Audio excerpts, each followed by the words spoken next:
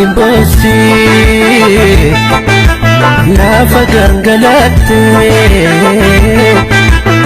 utuun dhalee gaadhu maasaa majeette. Oromiyaan boossi lafa gangalatte utuun dhalee gaadhu. Harka fuune daawwattootaaf dhaggeeffattoota Qaanqee Show nagaan keenya kan jaalalaa kan ulfinaa kan oromummaa bakka isin jirtanitti isin haa qaqqabu kan jennu qopheessitoonni qophii kana ana Habtaamuu Lamuuf ana Lammeessaa Gaarumaati. Lammeessaa har'a sagantaa Qaanqee Show daawwattoota keenya uummata keenya maal qabattee dhiyaate? Guyyaa sagantaan qophii keessummaa ni qabna. Akkasumas sirboota filatamoo babbareedoo ni dhageessifna. Tole. Akkasumas haala yeroo ijoo dubbii irratti haasofnus qabna. Ijoon dubbii keenya baatii arfan tokko tura jecha yookaan hayyuun yookaan dargaggeessi Oromoo Jawaar Mohaammed dubbatan magaalaa Winnipeg Manitoobaa keessatti waa'ee sanarratti isin dubbanna. Eeyyee haasaan obbo Jawaar Winnipeg Manitoobaa irratti dubbatanii waa'ee namoota saba Oromoo miidhaa hacuucaa cunqursaa qeesaa keessaa darbataa godoosaa keessaa fuudhanii bakkeetti gadi darbataa dhiigasaa dhangalaasaa dhiitanii dhiichisaa turan akkasumas baqatanii biyya alaa keessatti asaayilamii gaafachuudhaan yeroo achi iddoo haaraa sana dhufan immoo akkuma nama qabsoo bilisummaa sabboonaa jiruuf jireenya Oromoo waliigala tokkoo baasee amma dhumaatti tolchaa akka nama tureetti waa'ee warra haasa'anii. Obbo Jawaar kan haasa'anii qophii OMN magaalaa Winnipeg qabu irratti namoota biyya keessatti mootummaa TPLF yookaan wayyaanee wajjin qabeenya Oromoo saamaa ba'e, Oromoo ajjeesisaa ba'e, Oromoo hiisisaa ba'e, Oromoo dhiitaa ba'e. Dubartii ulfa mucaan garaa keessa jiru ajjeesaa ture. Sana booddee ergee biyya keessatti waa'ee muslimnaatiin irra ga'ame booda qabeenya Oromoo kana saamanii biyya ormaa keessa biyya jiraannu biyyoota Kanaadaa, Awurooppaa biyyuma fedhe keessa dhufanii immoo gogaa sabboonummaa uffatanii akka nama kaleessa Oromoof qabsa'aa ture, akka nama kaleessa Oromoof dhiigaa turetti dhufanii warra jiraatan. Warroota kanaaf Jawaar kan dindina kenneef kana booda jedhe firoota koo gosa koo nama keenya haga nama teenya wanti jedhamu hin jiru. Warri kana godhanii biyya keessaa baqatanii biyya keessatti dhiiga ilmaan Oromoo dhangalaasaa turanii har'a abadan kana booda yoo qabsoo Oromoo ammaatti makamuu baatan kana booda dhufanii dhuma nagaan hin jiraanneedha. Maaliif waan Jawaar jedhe sana xiqqoosee nama dhaggeeffachiin? Dhaggeeffachiisuuf deemna. Kana caqasuun namoota keenyaaf hundumaaf namootaaf baay'ee barbaachisaadha. Tole dubbiin kun gara haasaa Jawaaritti sin deebifnaa daawwattoota keenyaa turtii gaarii nu waliin. Keessatti hogganoota OPDOtiif ergaan barbaachisaa namni keenya dabarsuu qabu. Amma dura kanama arrabsee kanama ajjeesee wayyaanee wajjin daasii dhiitaa ture as dhufee akkuma Oromoo kaanitti gaafa wayyaaneen irraa fixattee akka maastikaa gad darbitu dhufee asin nu maxxanee akkuma qabsaa'aa kaanitti asaayilamii gaafatee jiraata. Let me be very, very clear. Amma booda bulchaa waradaa haa taatu, bulchaa godinaa haa taatu, bulchaa Oromiyaadhaa haa taatu, poolisii Oromiyaadhaa haa taatu, abbaa fedhe maan taane. Wayyaanee wajjin ta'ee uummata keenya ajjeesee, uummata keenya madeessee akka nama nagaa qabuutitti dhufee gaafa isaan itti ka'an akka qabsaa'ota Oromoo akka namoota isaan miidhaniititti Kaanaadaatti asaayilamii argadhaan, Awurooppaatti asaayilamii argadhaan, Ameerikaatti asaayilamii argadhaan hin yaadamu. Kanammoo dhaadannoodhaan hin goonu.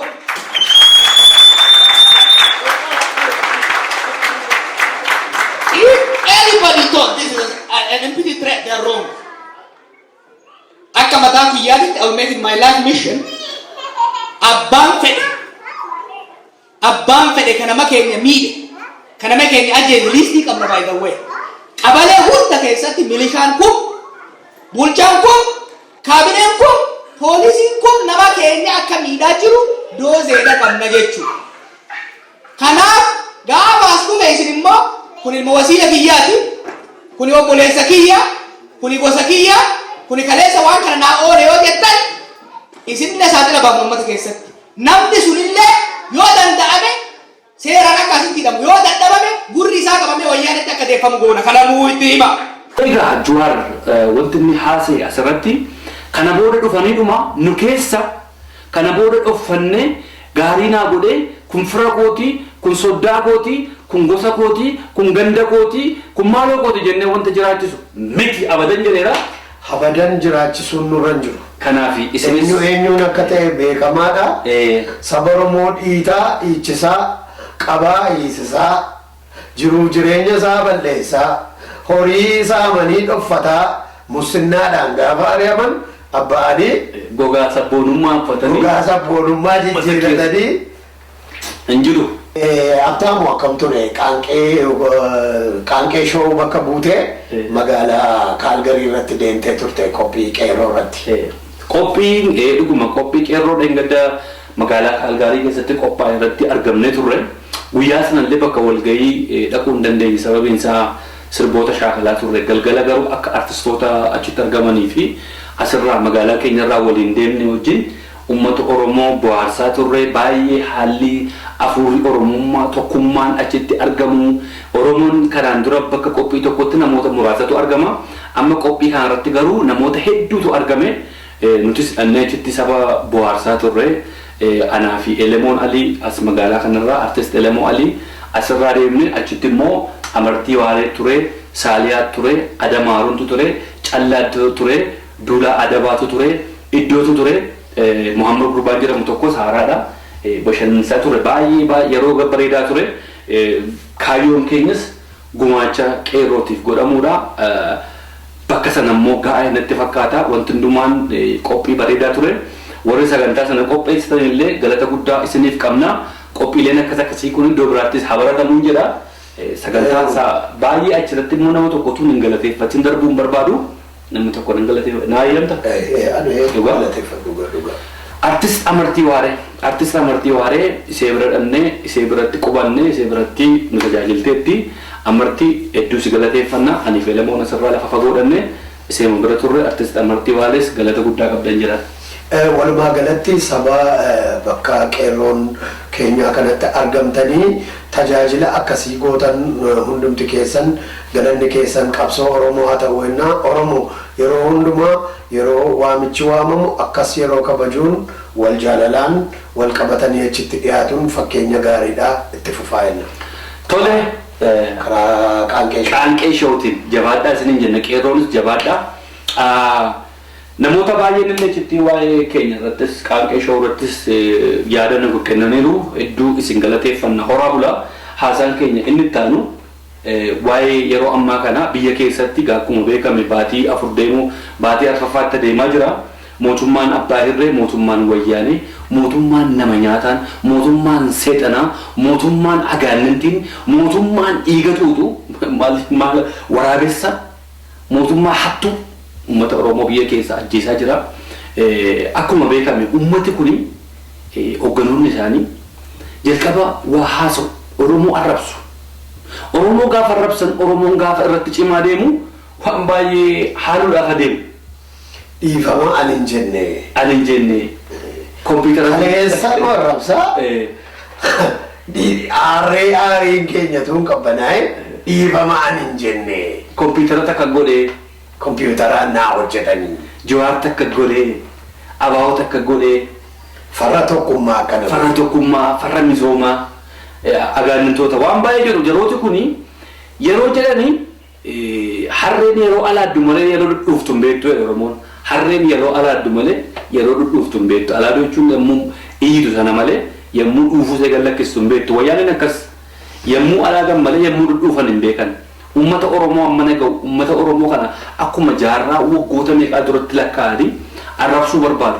Teknooloojiin kun Oromoon isaan fuuldura sokkee waan jiruuf qaroominaanis isaan caalaa sokkee waan jiruuf bifa adda addaa gootummaanis isaan caalee waan jiruuf gaafa Oromoon kana bira ga'u akka Abbaa Tsaayee fa'aa Geetaachoo Raddaa fa'aa Miimii Sibaatuu fa'aa waanuma kanaan dura jedhanii ani alaalkum እንደዚህ alaalkum ኮምፒውተር ነው ቀጣጥሎ ነው ብለዋል ጀነን ተፋና ማለት بلا جتيتا سوري كيزم فرنو لموسى بورموت إن الرابزن التندوتين التندوتاتانا إيرونيس سبنا رموسنيس ورّي أماني تني فكا غارتي كافي الرانوران دبسنا التندبليناس الرانوريسناس وانجن نوكنا ورّا فاني تني فكون هي كافي إساقا أما غان حاسا كينيا غرا كان غافا ديبياني نانو حررقي كيستيراني manguddummaa dhaaf ijoollee gumaan ijoollee raadiyoon gumaa kaffalla jedhanii bira kan jiran manguddoo erganii innaan uummata sabboontootti naannoo sana keessaa immoo lakkii yeran Arsii keessaayis kan du'e ijoollee keenya Wallagga keessaayis kan du'e ilmaan keenya Shawaa keessaayis kan du'e ijoollee keenya isaaniif gaafa gumaa laattan nu bira kottaa maleessa nuun nu goyoomsuu hin dandeessan abadan jedhanii fuuldura dhaabbachaa turan jiru diinni saba Oromoo addaan faffacaasu fi tooftaa adda addaatiin itti dhimma ba'amti. Amma immoo maanguddoota keenya qabatanii nutti ba'uudhaaf ture yaaddi isaanii. Akkasuma. Araaraa miti bilisummaa feenu bilisummaadha. Bilisummaa keenya immoo kan nuyi hordofnee deemnu yeroo hundumaa abbootii gadaa keenya. Amma ganda keessaa maanguddoo guuranii dhaqanii jaarsummaa jedhan jaarsummaan keenyas nuti sirna abbaa gadaatiin bulla. Hawwiin keenyas fedhiin keenyas kana abbootiin gadaa keenya waan isaan nuun jedhan furanna abbootiin gadaa keenya immoo waan jedhan jedhaniiru nuti Oromoon guutummaan Oromoon alaas keessaas abbootii gadaa keenya dhaggeeffannee isaan jala deemna kana wayyaanota abdii kutadhaa isiniin jedha garaa kutadhaa abadan Oromoon akka kanaan duraatti fe'atanii ittiin deemuun dhumateera. Nandama.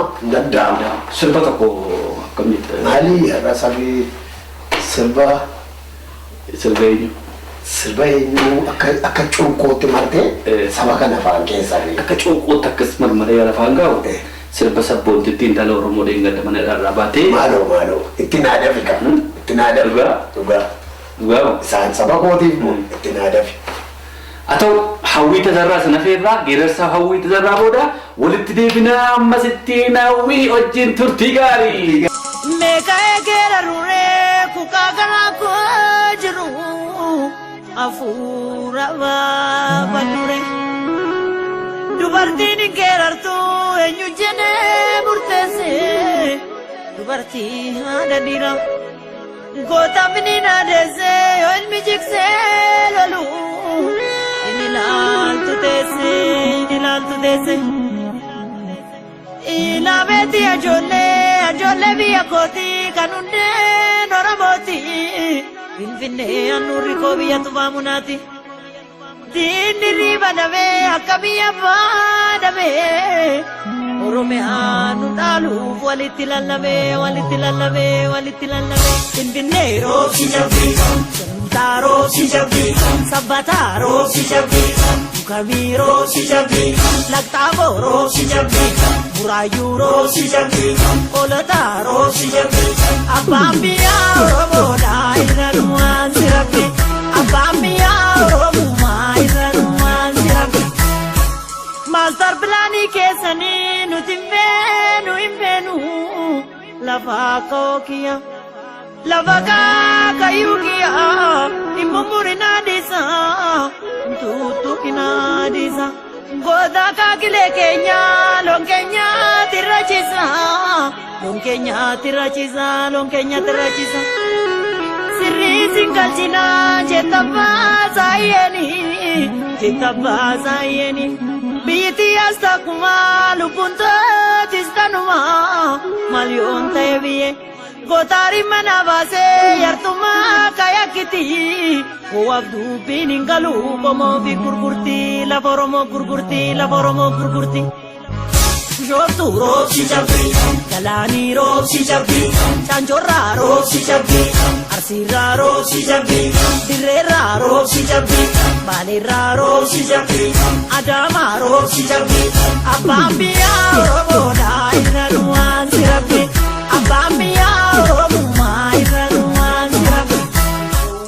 Sirba hawwiitti akka gammaddan abdii guddaa qabna hawwii tazarraa horii buli nuuf jiraadhu baay'ee si jaallanna si kabajnes maqaa qaalqee shootiin. hawwii galanni kee bilisummaa saba keetii haa ta'uu sirbitooti warri kaanis jabaadhaa jajjabaadhaa isiniin jenna qaanqeeshoon guddaa galatoomii hawwii. Lammii sagantaa keenya gara goola buutti deemaa jirra amma gara keessummaatti deemaa jira gaaffii hiphoo tokko si gaafadhu. Na gaafadhu. Hiphoo. Keessummaa qaanqeeshoo irra. Miliyoonii 50 ol ta'u hiriiree jira. Achi keessaa kamiin himeen kamiin. Tole bakka dhaloota isaa. Hundumtuu barbaachisoodha. Bakka dhaloota isaa sitti himu. Dhiyoo Oromiyaa magaalaa Najjoo Alaltuu biyya Ancootee biyya Warqee biyya Dadhaa biyya Dammaa biyya Gootota biyya Hayyootaatti dhalatee kan guddate abbaa ijoollee. Abdiisaa Agaati. Miti. Biyya naa kenna. Profeesar Asaffaa Jaallataa. Profeesar Asaffaa Jaallataas miti. Yaali. Obbo Taaddasaa Eebbaa. Doktor Taaddasaa Eebbaas miti kan biraa yaali. Yookaan biyya naa kenna. Biyya naa kenna. Biyyan kenna. Biyya naa kenna. Biyyan kenna. Biyya naa kenna. Obbo Baqqalaa Garbaa. Obbo Baqqalaa Garbaas miti. Mana dhaa jiru isaan achitti dhaqee gochuu hin danda'u. Miti. Biyya naa kenni. Biyya naa kenni. Ambaasaadder Biraanuu Dinqaa. Ambaasaadder Biraanuu Dinqaas miti kan biraadha. Dafi biyya naa kenni. Biyyan kenna. Dafi. Oo Addisuu Karrayyuuti. Addisuu Karrayyuus miti. Obsee Luboo. Obsee Luboo turba sin hin jenneen. Dhiira akka dhiiraatti si taasise obsee Luboo sin finna. Saala addaan naan baafne. Okay haa ta'u abbaa ijoolleetiin sin jedhee obseen immoo ijoolleen engaddaree fi heerumte bara. Obseenis Najjoodha. Naa galebboo. Nama hin biyyan kennu. Abdii fiixeeti. Abdii fiixee miti. Abdii fiixee qabaa ijoollee. OMN hin kasaa miti. Oo lakkii kan hunda keenyaa ta'e inni. Isaan ha jalqaban malee warra jalqaban keessaa dhugume tokko Jawaar fa'aa Mahammad Adamoo fa'aa Tigiseessoo fa'aa wajjin warra jalqaban tokko garuu amma kan kenne ta'e bara mucaan. Dafi biyya naa kenna. Biyya naa kenna. Maalan godhaa miti dhugi. Biyya naa kenna hin jedheen. Biyya malee hin ta'u. Biyya malee hin dhugu. Maal Oromiyaan kennu yoo barbaadde Tigraay fuudhu. Tigraay maal naa godha biyyi dhagaa kan biraa naa kenna. Hojjamis dabalata. Hin barbaadu Gojamis. Gondar akka jenne. Gondar hin barbaadu isaanis. Hin barbaadu kan biraa naa kenna. Maalan itti sii dabalare hawaasaa fudhu. Hawaasaa nan fudhadhe. Hawaasaa fudhadheedha. Si bassee nan dhugee. Dabakkaatti hirkadhee bassaa cirriinfadhee. Ati bassituudha ani kakasituudha. Garuu kana caalaa si dorrobsu. Raabessa dabboogaa. Hulluqqaa godhu. Keessummaan keenya har'aa Israa'el Sobboqaati. Barreessaa gaazexaa Seefar Balbaal har'a immoo reediyoo Afuura Biyyaa obbo Israa'el Sobboqaati. Egaan daawwattoota qophii qaanqeeshoo gara obbo Israa'elitti isin deebisna. Egaan tura. Turtiin keenya gara obbo Israa'el waliin turraa. Obbo Israa'el Sobboqaa dhalatee kan guddate magaalaa Najjoo keessatti. Gaazexaa Seefar Balbaal barreessaa ture bakka baroota 1994 booda yeroo waa'een Oromoo sabboontonni Oromoo mana hidhaatti guuramaa turan waa'een Oromoo jedhanii haasa'uun mootummaa wayyaanee biratti baay'ee cimaa ture keessa utuu akka ammaa kana viidiyoon hin dammaqin jechuudha. Yommuu rakkisaa turetti warroota nama hundumaa bakka hidhaman ga'anii namoota hidhaman namoota rakkatan namoota du'an kana uummata Oromootiin ga'aa kan turan qalama duwwaadhaan lolaa kan turan gaazexeessitoota urjiidhaa fi Seefar Balbaal keessaa tokko isaanii obbo Israa'el Sobboqaa wajjin turtii gaarii qabattu jeen abdii qaba. Obbo Israa'el garuu yeroo jalqabaatiif kan isaanii miidiyaa irratti dhiyaatanii gaaffiif deebii godhanii obbo Israa'el wajjin turtii gaarii isiniin jennaa nagaa. Halele,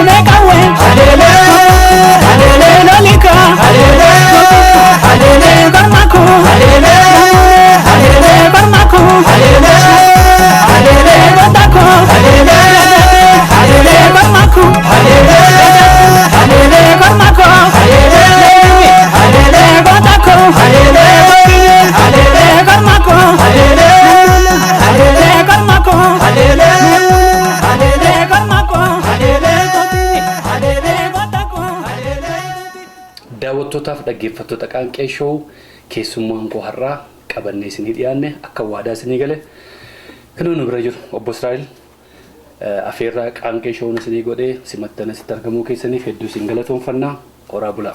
Isinillee galatooma. Obbo Israa'el aniif qaanqeen show baay'ee isin beekna. Uummata Oromoo qeerroo yeroo ammaa egaana Oromoon guutummaan isin beekullee jechuu baanne hammi tokko warri isin hin beekne yoo jiraate mee eenyummaa keessanii utuu ibsitanii. Ani egaa Israa'el Sabbooqaan jedhama. Magaalaa Najjoo kutaa Oromiyaa keessatti dhaladhe. Rachicheetii gara Naqamtee Finfinnee dhufee hojii gaazexeessummaa irratti bobba'ee hojii gaazexeessummaa irratti bobba'ee ergi mootummaan ce'umsaa kufee booda gaazexaa dhuunfaa gaazexaa Seefana Balbaal jedhamu qopheessuudhaan oduu dhimma Oromoo ilaallatu irratti xiyyeeffachuudhaan waggaa hedduudhaaf gaazexaan sun gabaarra turte Oromoo marti beeka. Gaazexaa kanaaf yommuu hojjennu gaatii rakkina hedduutu nurra ga'aa ture. Rakkina sana keessaati reebichi jira, hidhaan jira, ari'atamni jira. Namoota lafa nu hidhamnetti galaanuu fide keessaati tokko si'i obbaaf ta'amu. Galatoomika. Galanni keessan hin badini. Daawwattootaaf dhaggeeffattoota qaanqee show akkuma sila isiniin jedhe obbo Israa'el Sabbooqaa barreessaaf daayirektara gaazexaa biyya keessa ture Seefana Balbaali.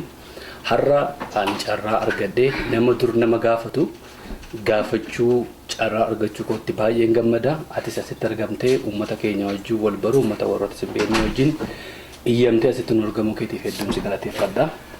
Qaanqee show anillee hedduun isin galatoomfadha. Egaati akkuma beekamu namni gaazexaarra hojjetu yookiin namni miidiyaarra hojjetu yeroo baay'eedhaaf namni gaafatamee hin beekne tokko yeroo akkas gaaffiin dhiyaatuuf naasuun illee hin jirti, sodaan illee hin jirti. Edaatii gaafatamuun kun akkas nama dhiphisti jechuun illee hin jirti. Haa ta'uuti immoo isinillee ogummaa keenya kanatti dabartanii kana keessatti qooda fudhachuudhaaf dadhabbii guddaa qaba. Dadhabbii kanaaf ba'aa guddaa kana baatanii uummata tajaajiluudhaaf ka'uu keessaniif guddaa galata qabdu uummata Oromoo irraa. Televezyiiniin keessan akkuma eegaleen egaatii televezyiinii established ta'e televezyiinii namoota beekamoo kanaan dura qophii akkasiirra turanii wanta qophaa'u fakkaata. Haa ta'uutii Habtaamoo akka hin jireetutti ati haaraa taatee bituu jirtu garuu sagantaa kana akkasitti miidhagsitee dhiyeessitee uummataan ga'uu keetiif guddaa galata qabda. Sagantaan keessan egaatii baay'ee hedduu gaariidha. Galatoon Israa'el. Israa'el amma gara hojii kee akkuma sila dubbanne anis jedhee atis hamma tokko irraa dhufte biyya keessa yommuu turtetti gaazexaa Seefana Balbaal barreessaa turte. Yeroo sana hojjechaa turtetti haalli bu'aa ba'iin rakkinni dararamuun mana hidhaa an tokkoon beeka markaatoo araattenyaa poolis xaabiyaa yommuu turte hedduu hidhamaa akka turtes nan beeka. Mee muuxannoon mana hidhaa yommuu sana akkam ture? Eela gaazexeessitooti yeroo baay'ee kan hidhamanii maakalaa'ee lafa hidhamu maakalaa'ee marmaraa dirjit bakka hidhamu mana hidhaa sanatti achittan hidhamee achitti gaaffiif dhiyaadheen itti gaafatamaa maakalaa'ee kan ture namtichi dhufeeti jarri waraanni ይህ ልሳንህን የከፈተልህ ሰራዊት እንዲያልቅልህ ትፈልጋለህ ወይ? ምንድነው የምትጽፈው ጋዜጣ ላይ? አንጀሊና ጋፈቴ እና እኔ እኮ አንተ የምትለው ሰራዊት ቢያልቅም ቢጨርስም ለኔ ጉዳይ አይደለም። እንዴት የሌቱሽ ጉጢ ባሲያች ረካኤ ምንድነው የምትለው አንጀሊና እንደምታውቀው ሲያልቅ ዜና ነው ሲጨርስም ዜና ነው። እኛ የምንሰራው ይሄን ብቻ ነው። ከዛ ውጪ ዋንተ ቤት ነው ቀብ እንጀሌ እጋቲ ቁፍኬ ኩን ስራገራ ቁፍኬ ከነ ስራንገሻ የዴቲ አቺ makiinatti na maakalaatti na baasee araateenyaatti na geesse araateenyaatti lafa warra nama ajjeesan lafa warra nama maajiraatii rukutan warra hattoota warra hamoo isaan gidduutti na geesse yommuu naquu akka tasaa eessaa dhuftee naan jedhan akkuma ol seenneeni gaazexeessaan isinii fide jette poolisiin innaa eessaa dhuftee naan jedhan gaazexaa dhuunfaarra hojjedhanii gaazexaa isa kameen seeffama barbaal gaazexaa akkasii irra hojjedhaan jedhe maqaan kee Saamsoon Maammooti naan jedhan lakkii an Israa'el jedhamuun itti ishee ta'e immoo sirraa gashine turre kanaan jedhan lakkii an mitiin jedhee achumaan gaajara wajjin walii gallee qoosaa nutti miidhanii qoosaa jalqabaa nutti bee achi booddee bakka ciisichaa naa kennanii na tajaajiluutti ka'anii jechuudha. Yemmuu sana keessa kan aneeffates wal barre nutis manni keenya achuma ollaa ture haati manaan keessatti deddeebi'aa turte anis simbee kun ture xalayaa sii barreessaan ture maneedhaa sana keessatti bu'aa baay'ee keessa dabarte abbaa ijoollee meeqaati Israa'el? Ani ijoollee sadiin qabaa ijoollee dhiiraa sadiin qabaa sadanuu Finfinneetti dhalatanii lama Finfinneetti dhalatanii tokko Naayiroobiitti dhalate inni jalqabaa Falmaa jedhama. Falmaa. Inni itti aanu Yoonaadha inni sadaffaan Olaansee jedhama. Sadanuu isaanii dhiira. Nama gaafachaa ture gaafachuun baay'ee ulfaataadha. Gidduu gidduutti immoo iskiraachiin qaba. Obbo Israa'el baay'ee natti ulfaachaa jira maaliif nama gaafatu kana gaafachuun baay'ee ulfaataadha. Israa'el egaa Keeniyaatti wal agarree ture ergi biyya booddee ijoollee kee lama wajjin baqattee biyyaa baate. Mee haala baqaa sanarraa maal dubbatta? Haalli baqaa suni hojii gaazexeessummaa hedduun jaalladha hedduun itti gammada. Keessumaatii biyya keessa teessee uummata tajaajiltuu hedduu si gammachiisaa fiidbaakiin karaa uummata irraati ati argattullee baay'ee gaariidha baay'ee si jajjabeessaa. Gaazexaa nuti qopheessinu magaalaa irratti biyyattii sana keessatti gaazexaa baay'ee jaalatamaa uummata biratti baay'ee fudhatama kan qabudha kan baay'ee mootummaan sodaatudha. Egaatii gaazexaa sanaa dhabamsiisuudhaaf yookiin hojiitiin ala gochuudhaaf wanti mootummaan tarkaanfii mootummaan fudhate kissii garabaan itu yookiin himati garabaan itu mana seeraa jiruuti himata torba wal duukaa nutti dhiheesse himata torban wal duukaa nutti dhiyaate sana keessaati tokkoon illee yoo mo'amne waggaa baay'ee hidhanna lamaan yoo mo'amne baay'ee hidhanna sadiin afuriin shaniin dabalaadhuma deema kanaan achi immoo kisi mootummaan sitti dhiyeesse yookiin himata mootummaan sitti dhiyeesse nammoo ajattee yaaduu dhumtiyyuu barbaachisaa miti egaatee ituma mana biyya seeraa keessatti kan jedhamu biyya seeraa miti ituma kanaan jirru egaatii mana seeraatti yerootti beellamaan ituma marmaaraa jirru waasii waamnee baane ituma marmaaraa jirru egaatii yeroo murtii ga'ee itu sana dura bakka deemu hundumaatti nu adamsuutti ka'anii even lafa namni du'ee nuti taaziyaa teenye du'a gahii teenyetti uffannu barbaadutti ka'anii egaatee wanta xinnoo ishee lubbuufis sodaachisaa ta'aa wanta dhufeef hojii kanas egaatii biyya keessa turres hojii kana akka itti fufuu hin dandeenye wanta beekneef maatii fudheen biyya dhiisee bahee gaazexeessi immoo akka inni itti fufuu fi obboleessa koo Lubul achi ture isatti akka inni gaazexaa sana adeemsisu itti laadheen ofii kootiif as dhufee biyya gara Keeniyaatti baheen sin jedha. Hojiin keessan yommuu biyya turtan kana wanti jedhamu hin jiru hojii hiriyaa hin qabnedha. Gaazexaa Seefana Balbaaliif gaazexaa Urjiidha yommuu sanatti Oromoodhumatti lubbuu horee bakka baqataan bakka namni hidhame gola hundumaa keessa galtanii baastanii anam hojii keessan keessaa ta'an mataan koo biyya sana keessa Keeniyaatti ergiin baqadde booddee gaazexaa keessa irratti baheen ture isaan kan warri yoo inni ana simatte hojii bobboonsaa baay'ee hojjechaa turtan amma immoo ergii biyya Kanaadaa kana keessa galtanii akkam hojii gaazexummaa kana itti fufteedhuma jirtan moo Israa'el?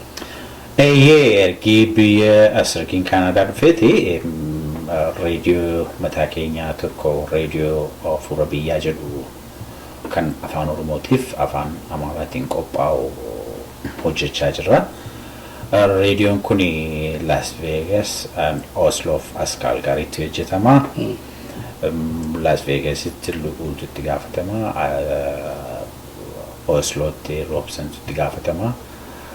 Bakka sadi taa'anii bakka sadiitii walitti qindeessinee akka inni uummata qaqqabu gochuudhaaf yaalii gochaa jirra. Dhugaatii akkuma beektu qaanqeeshoo dhugaatii meeshaa baay'ee si baasisaa, meeshaa baay'ee si barbaachisaa, humna baay'ee si barbaachisaa, yeroo baay'ee si gaafata.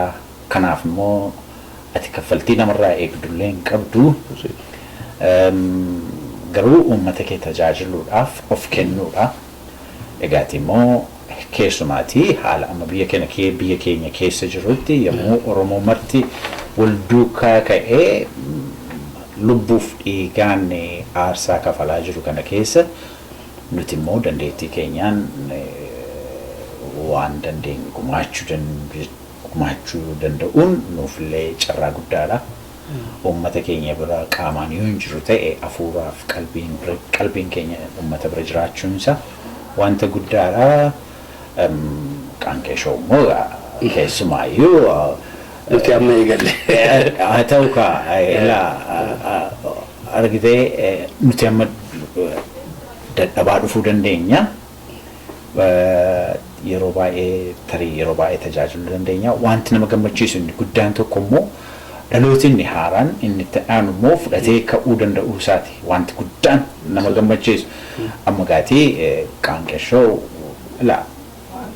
gaazexaan tokko yookiin dhaabi miidiyaa tokko kaayyoodhuma sadiituu qaba, waan gara biraan qabu. Barsiisuudha, beeksisuudha, bohaarsuu, gammachiisuu. Qaanqeeshoo kana hundumaa kriteeriyaa kana hundumaa guuttattee uummata bohaarsaa jirti, gammachiisaa jirti, beeksisaa jirtu, barsiisaa jirtu. Akkaataan itti isin dhiyeessan akka talk show'tti warra established ta'ee waggaa baay'ee hojjetee wajjin wanta walgitu tokkotti hojjechaa jirtu. Kanaaf galata guddaa qabu. Muuxannoo isaan qabna garuu fedhiidhuma sanatti nu keessa jira. Karaa kamiin amma akka biyya jiraannee dhagaa darbachuu hin dandeenyu, biyya jiraannee qawwee fuunee dhukaasuu hin dandeenyu. As biyya jirru kana keessatti immoo callisnee rafuurraa waanuma tokko hojjenna jenneeti kan kaane. Israa'el ani al tokko si wajjin mataa'ee haasa'uu gootti baay'een gammada. Isinii si duwwaa miti warri si wajjin hojjechaa turan gaazexaa Seefana Balbaaliif Urjii meeshaa Oromoo turtan. Bara Oromoon abdii muratee Oromoon dhabame jedhamee yeroo 92 booddee sabboononni guutuun mana hidhaatti galanii haalli Oromiyaa keessa baay'ee cimaa ture. Sana keessa isin maqaa keessan barreessitanii lolaa turtan. Maqaa keessaniin lolaa turtan dhukattanii miti. Artistoota wajjin artistiin guyyaa tokko sirba. Isin garuu torbaniin sirbaa turtan jechuudha. Waraqaa irratti waan hamilee Oromoo kaasu. Namoota hidhaman, namoota du'an bakka isaan galan hundumaa keessa galtanii baasaa turtan sana galata guddaa qabna isinii fi Oromoon guutummaan akkasiin galateeffatu nan beeka. Hojjettoota warra isin wajjin hojjechaa turan hundumaa keessan jechuudha. Israa'el amma ergi biyya kana dhufte immoo reediyoo hafuura biyyaa obbolaa kee sadii wajjin hojjechaa jirta. Isin faamilii dhumaan qabsootti galtan waa'ee obbo Sabbooqaa irraa immoo waan namni illee yeroo baay'ee hin qoosu. Qoosaallee miti waan sirriidhuma sanatu obbo Sabbooqaatu rabbi namsee isaanii amaaru. Magaalaa Najjoo keessatti walgayii waamamanii OPDOtu waameranii walgayii fuuldura maanguddoo waan ta'aniif walgayii dura ta'anii alaabaa abaa'oo kiisaa fuudhanii fuula xaatanidhaan achi OPDOon obbo Sabbooqaa alaabaa isaa fidanii alaabaa keef alaamaa keef beeku maarramiin gabaa bitadhee kiisii kaawwadheeni namni baay'een hin qoosu sanaanii abbeen keessa akka mana hidhaatti baay'ee rakkachaa turan dhageenyeerra. Qabsoo Oromoo kana egaa hammammoo isin bara itti rakkachaa faamiliin abbaadhaan obbolaadhaan itti hidhamaa turtanii firiin amma har'a guutummaan biyya keessaa ka'ee jiru maaltu sitti dhaga'ama? Laga maaltu fakkaate akkuma dargiin aangoo qabateen abeet xabbaaqii warri jedhaman poolisiin kaadirooti mana keenya sakatta'uu ituun sakatta'in ji'a lamaffaa ji'a sadii faan turanii qawwee dhossitanii meeshaa dhossitanii maaloo gootanii egaatiin been wambadee gargaartanii wambadeen kun eenyu akka ta'e muusana dubbachuun isaa maadha. Egaa baruma baraan hidhama abbaan keenya egaa immoo dargiin kufte gammachuu guddaa ture. Gammachuu guddaan ture suni egaa in turre akkuma barra 92 booddee gaatii akkuma warri wayyaanii aangoo qabataniin waan itti sun miidhaa gara biraa uumuu yommuu inni jalqabu gaa akkuma Oromoo martii itti gadde maatiin keenya suma gadda ture. Baay'een isaa baay'ee nama gammachiisu gaddi sun egaa dhaqee gaddi Oromoo sun aariin Oromoo sun amma bakka manii guutee ba'ee dhangala'ee jira. Futtaafateera. Oromoon bakka jiruutii ka'ee diddaa isaa agarsiisaa jira karaa fedheeyyuu. Unimmoo egaa uummata sana keessatti guddachuun uummata sana keessaa ba'uun aadaa fi seenaa uummata sanaa keessaa qooda qabaachuun baay'ee hedduu nama gammachiisa. Baay'ee itti gammanna baay'ee itti boonna.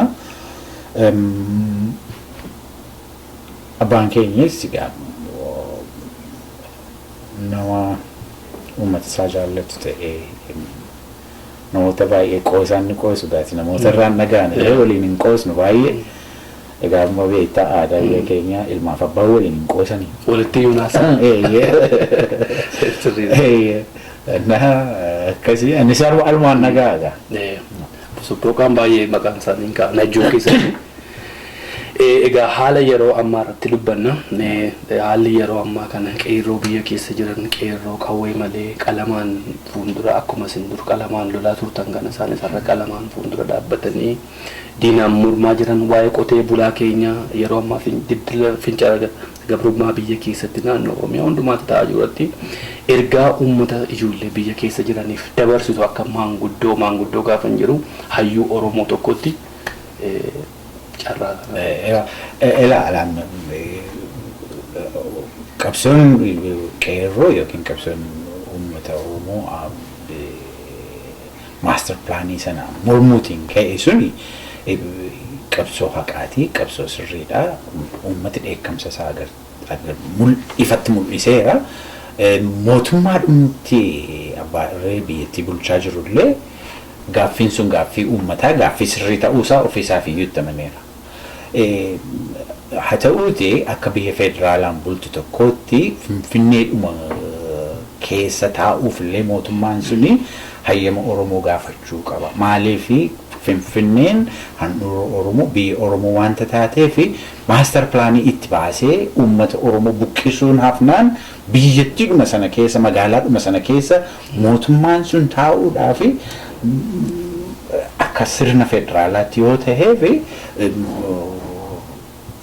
eeyyama Oromoo qabaachuu qaba. Oromoonni isin hin feenu jedha taanaan magaalaa barbaaddatee magaalaa ofiisaatiif yookiin argatetti waan ta'uu qaba. Kanaafiyyuu gaaffiin Oromoo gaaffii mirgaati waan tokko mamii shakkii hin qabu akka sirna federaalaatti ilaaligaati. Amma qabeenyaa Oromoo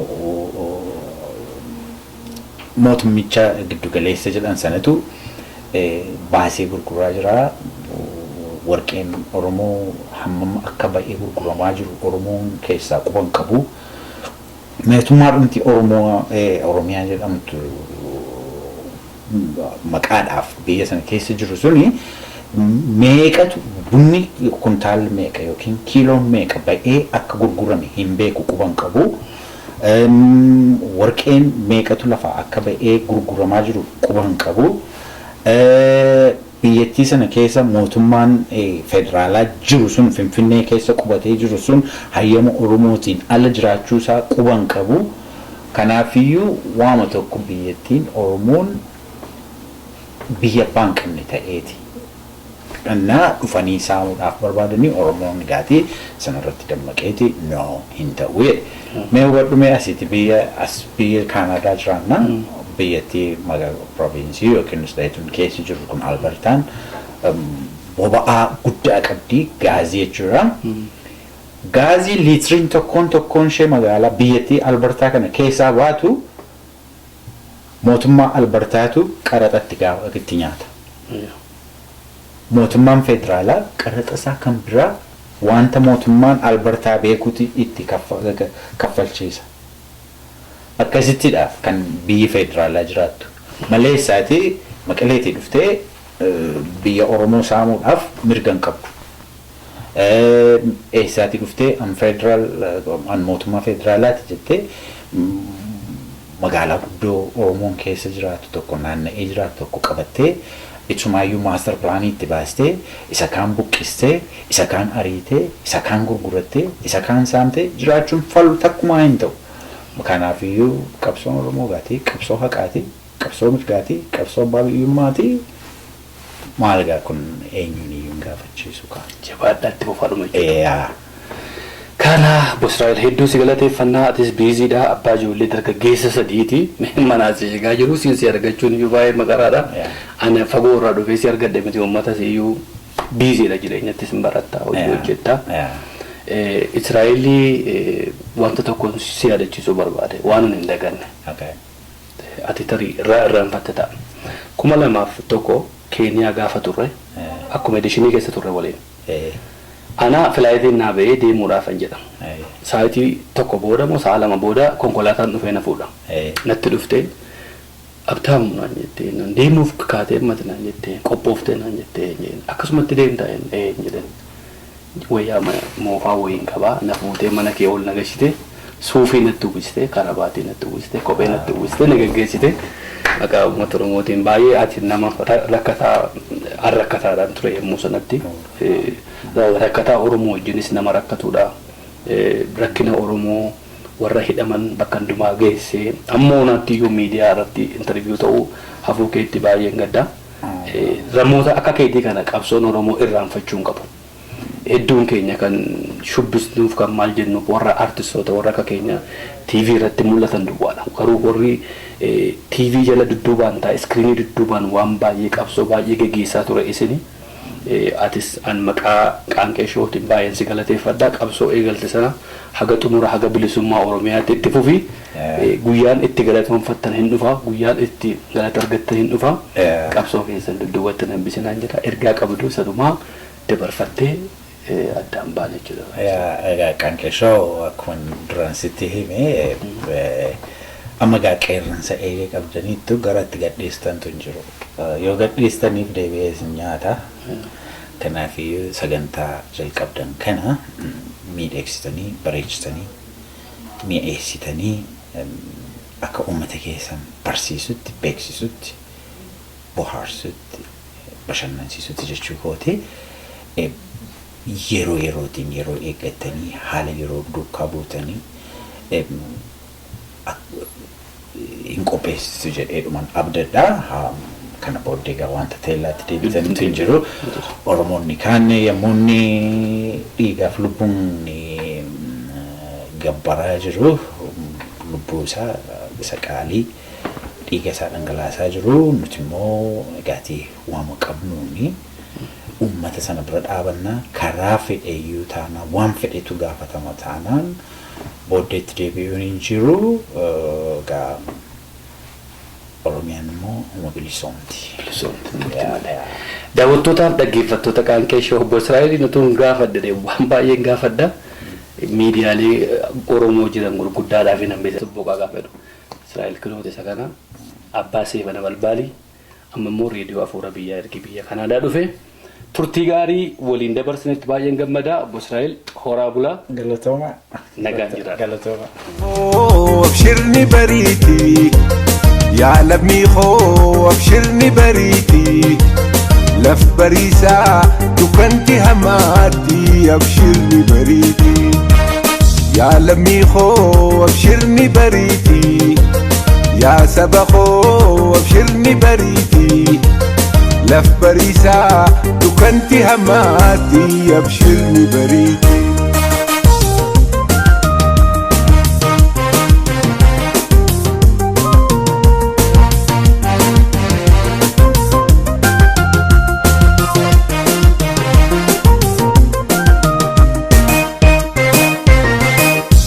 دينا هيرينا مالاتوي تفتر سمالي ديرون ددام باتوي بيلي سما دوغا خدار نركبتوي ديغا في لفه حملو بومباتو دينا هيرينا مالاتوي راس مالي ديرون ددام باتوي بيلي سما دوغا خدار نركبتوي ديغا في لفه حملو بومباتو يا سبخو أبشرني بريتي يا نميتو أبشرني بريتي لف بريسا دكنتي هماتي أبشرني بريتي يا سبخو أبشرني بريتي يا لميخو أبشرني بريتي لف بريسا دكنتي هماتي أبشرني بريتي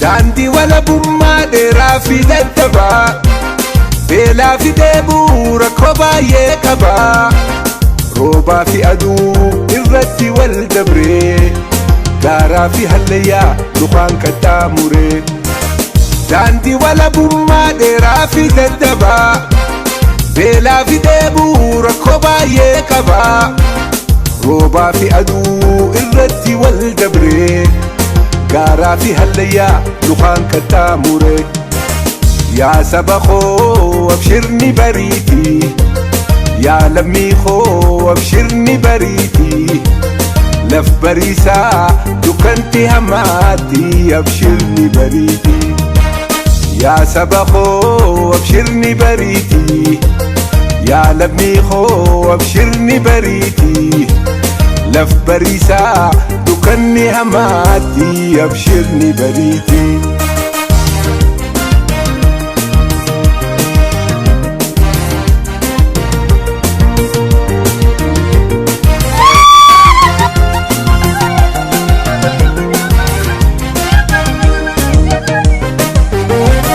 سبني أرمو سبا مرجالوي سرنا رابا دوري سبخا يوم بلو بيدي سما ملي قبر ما نهملو كبسونو أي بيسا وليا ما قالو سبني أرمو سبا مرجالوي سرنا رابا دوري سبخا يوم بلو بيدي سما ملي قبر ما نهملو كبسونو أي بيسا وليا ما قالو يا سبخو أبشرني بريتي يا لميخو أبشرني بريتي لف بريسا دكنتي هماتي أبشرني بريتي